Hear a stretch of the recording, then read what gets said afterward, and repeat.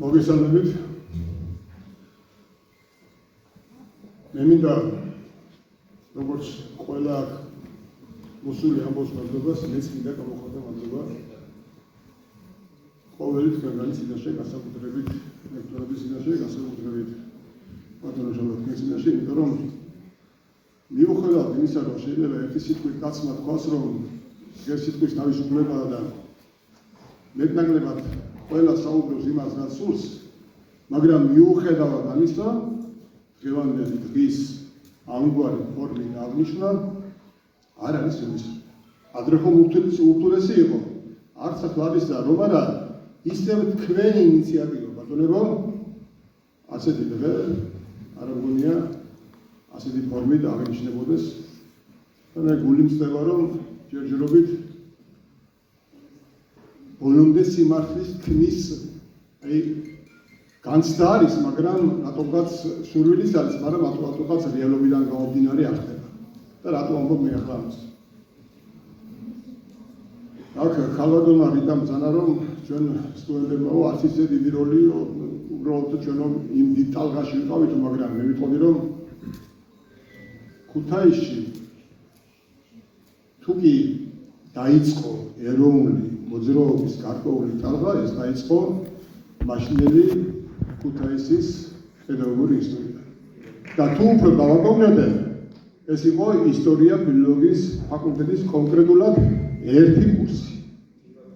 ეს იყო ფაქტით, ეს იყო რეალობა, მაგრამ იქ იყო წინაპირობაც. იმიტომ რომ აქ მაშინ ასწავლდნენ ისეთი კორიფეები, რომლებმაც შეიძლება სახალხოდ არ გამოდიოდნენ მაშინ მიტინგებზე და ღიად არ უპირისპირდებოდნენ მაშინდელ რეჟიმს, მაგრამ ჩვენ ეს ყველაფერი მეტნაკლებად მათგან ვისწავლეთ და მივიღეთ და მე მინდა გავიხსენო ჩემი ოჯახის ნათლბირონი ბატონი პეტრე ვაჭრიძე, ბატონი გურამ გაბუნია, ბატონი მიშარე ხიაშვილი და თქვენ წარმოიდგინეთ ისეთი კაცის კი როგორიც იყო ჯორამ ჭედლიძე ერთი შეხედვით თვითონ ცივი და თავისებური, ისიც კი დაგვიჯენდა და გველაპარაკებოდა თუ რა ხდებოდა 1918-21 წლებში, რაც ჩვენთვის მაშინ აღმოჩენა იყო და როცა მე აღმოვაჩინე ის, რომ თურმე ამ პატარა წლებში, რომლებმაც შემდგომში სახელი დავითიანი, დავით აღმაშენებლის სახელი ამ დაირქვეს, თურმე იყო მამაჩემიც კი გაერთიანებული და მე მინდა ბატონი ლერი სულამანის სახელიც ვახსენო, რომელიც ბატონო მაგ თქვენ ძალიან კარგად იცით, თურმე ეს ხალხი იკრიბებოდნენ ამას ყველაფერს თავის ვიწრო წლებში საუბრობდნენ. ეს იყო წინაპირობა იმისი, რომ ჩვენ გადმოგვეცა ესტაფეტა. ჩვენ მათგან მივიღეთ ეს და ჩვენ უბრალოდ ღიად, მაშინ მაინც ახალგაზრდა კაცი, უფრო აქტიური იყო, უფრო ნაკლებად იყურებოდა უკან საყივარი ნაკლები ჰქონდა კიდეც და ჩვენ ეს ხომაღლა ვთქვით და ჩვენ პირველებმა პირველი მიტინგი, პირველი გაფიცვა, პირველი მსვლელობა მოვაწყოთ უკვე ახლა. ახლა ითქვა დავით აღმაშენებელზე და მე ასე ვიტყვი, რომ მაშინ როცა სახელის დარქმევაზე მიდიოდა საუბარი აქ პედაგოგიური ინსტიტუტის უნივერსიტეტის კადროსა გადაკეთდა, მე პირადად უნდოდა დავით აღმაშენებელს სახელი ქონოდა, მაგრამ გადაცვლა გაგიწერეთ ეს. მაშინ ცოტა დაპირისპირება ჰქონდა მაშინ ლექტორატთან, მინდა ესეც თქვა, რომლებიც კატეგორიულად გვეწინააღმდეგებდნენ და ხელს გვიშლდნენ მაქსიმალურად, რომ მივიღო მონაწილეობა მაშინდელ აქციებში და რაც მოხდა. და ფაქტი ერთია, რომ ჩვენ ყავდა კაცი, რომელიც აგერ ელაჩი დასაფლავებული, საიდანაც ფაქტიურად ქუთაისელი კაცი, საიდანაც დაიწყო საქართველოს გაერთიანება და შემთხვევით ეს აღმაშენებელი მას არ დაარქვეს. ძველი ქართული სიტყვა აღშენება. აღშენება ნიშნავს როგორც ფიზიკურ შენებას, ასევე სულიერ აღორძინებას.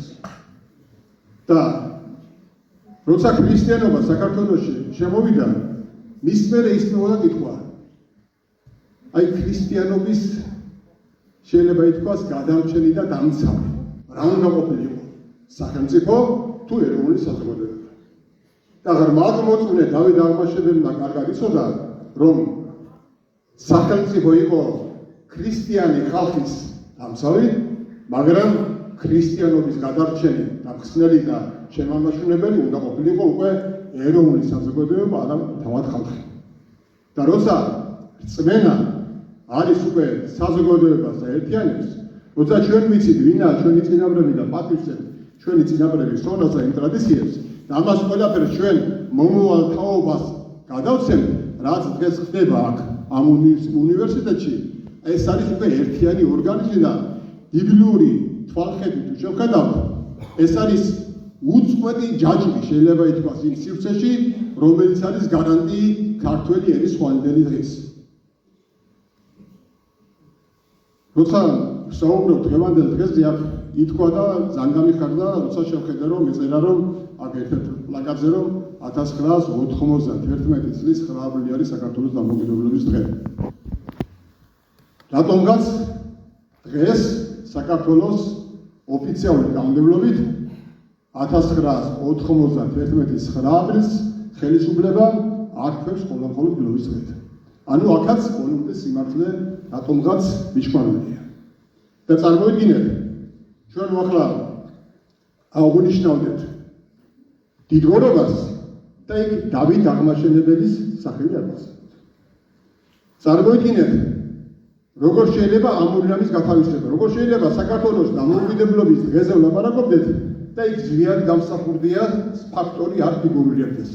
არადა აქ უფრო რთულადაა საქმე.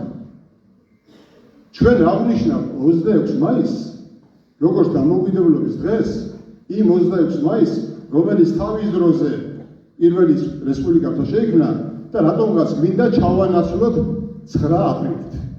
არადა დროშა შეცვალეთ. რატომ ჩემთვის სრულიად გაუგებარია. კი, სოციალ-დემოკრატების დროშა იყო, მაგრამ ეს ხო დამოუკიდებელი საქართველოს დროშა იყო.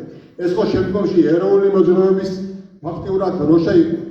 შეიცვალა დროშა, შეიცვალა ჰიმნი და ამ დროს დამოუკიდებლობის დღე მაინც რჩება 26 მაისი.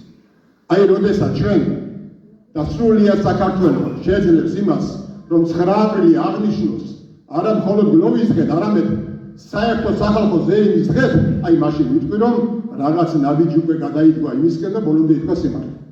და მინდა ორიოდე სიტყვა აქ გამოსვლება, ბატონო არლამი იყო ახლა გასული არის, რაღაც საუბრები დაიწყო და პუჩისტები რაღაც ასენა და მე მინდა ერთი რამე ვთქვა. კი, შეიძლება ბევრმა შემდგომ შეიცვალა პოზიცია, მაგრამ აი საკრებულოს წია რო წაიკითხა ბატონო ომარი, მე სამეგრელოს და აფხაზეთს შეგნებული არ შევეხები, მაგრამ მე ახლა გუშინწინ ვიყავი ხოჩში, ღონისძიება იყო 31 მარტთან დაკავშირებით და იქ თქვი შემდეგი რაღაცა. ჩამოვედი ქუთაისიდან, იმ ქუთაისიდან, რომელიც არის ერთადერთი ქალაქი, კიდევ მეორე სამეგრელოზე და აფხაზეთზე არ მაქვს საუბარი, სადაც მაშინელმა საკრებულომ, როდესაც უკვე ქუთაისში შემოსული იყო, შეიძლება ითქვას ასე მხედრიონის და ეგრეთ წოდებული გვარდიის ნაწილები, კიტოვანის გვარდიაზე მაქვს საუბარი, შეძლო ოფიციალური სტომის მოწვევა და საჯარო კეჭისყრით გაუმოცხა და დამოურჩილებლობა მაშინდელ ხუნტას. და ეს გააკეთა ქუთაისის საკრებულომ. ესაა ფაქტი. და მის მერე რა მოხდა ეს საკითხება. ამიტომ საუბარი სალაპარაკო ძალიან ბევრია ხალხო, რეგლამენტში შეზღუდულები ვართ, მაგრამ ერთს გეტყვით, რომ ჩავეძიოთ ბოლომდე სიმართლეს. გავარკვიოთ ვინ არის და ერთ ფრაზას დავამატებ, ბატონებო, ახალგაზრდობო განსაკუთრებით.